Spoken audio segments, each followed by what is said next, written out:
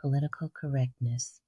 You know, that thing the Brits invented to make sure nobody ever feels a sliver of discomfort ever again. It's about being polite, right? Respectful, having a good old British cue for your opinions. Well, what if I told you it's less about being kind and more about other, more complicated things? What if it's actually a secret contest to see who can be the most offended? Today, we're yanking back the chintz curtains on the language police to see what this whole PC thing is really about, who's winning, and why you're suddenly terrified of what you might say down the pub.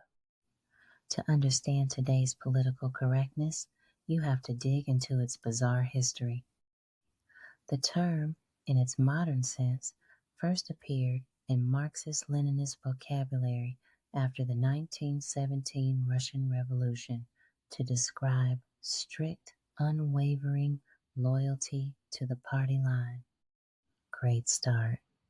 Then, during the 1930s, it was used to describe dogmatic thinking in places like Nazi Germany. But here's the twist.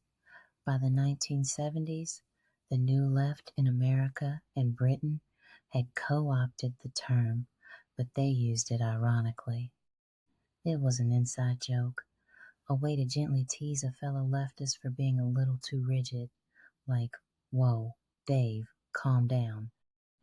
That's a bit too politically correct for this garden party. It was a cell phone, a tool to guard against their own orthodoxy. Oh, the irony. Around that same time, a group of very serious thinkers, known as the Frankfurt School, were developing something called critical theory. Having fled Nazi Germany, they were, let's just say, highly critical of Western culture and its power structures. Now, the Frankfurt School's direct role in creating PC is a hot-button debate, unless you ask certain corners of the internet, in which case it's a massive conspiracy to subvert Western values. While scholars widely dismiss that theory, there's no denying that a new focus on power and language began to reshape public conversation, especially on university campuses. By the 1990s, the joke was dead. Political correctness became a key weapon for conservatives in the culture wars, aimed at what they saw as liberal indoctrination on college campuses. Flash forward to the 2010s, and universities became an outrage of the week reality show. In 2015, the Rhodes Must Fall campaign at Oxford demanded the removal of a statue of imperialist Cecil Rhodes, sparking a national firestorm. That same year, a student petition at Cardiff University called for feminist icon Germaine Greer to be no-platformed over her views on trans women. To supporters, these were overdue steps toward making campuses more inclusive. To critics, it was turning universities into bubble-wrapped safe spaces where free speech goes to die quietly with a cup of tea. This holy war over words has now spilled out of universities and into every corner of our lives. If you think this conversation is just as ridiculous and important as I do, smash that share button. Let everyone know that their fear of misspeaking is totally justified.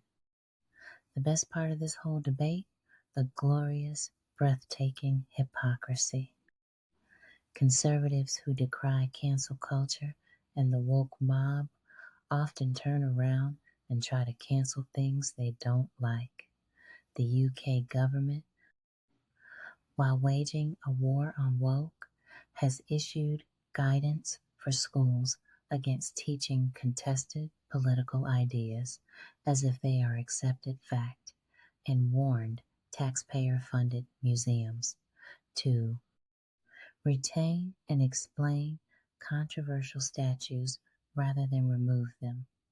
Translation: stop teaching a version of history I disagree with. Of course, the left is just as good at this, enforcing its own version of correctness. The result is a chilling effect where everyone walks on eggshells, terrified of being excommunicated from their own tribe. It stops being about finding truth and starts being about signaling allegiance to your team. So, what is the facade of political correctness? It's the pretense that this is all just about being nice. In reality, it's a struggle for power.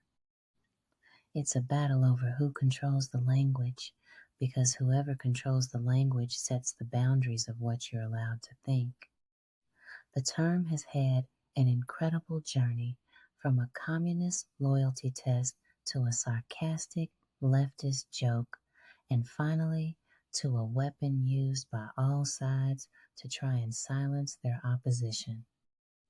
The real challenge for us now is to see past that facade, think critically, and maybe, just maybe, say what we mean without checking who's listening first. Right. Good luck with that. Y'all get ready for the fireworks and don't forget to subscribe.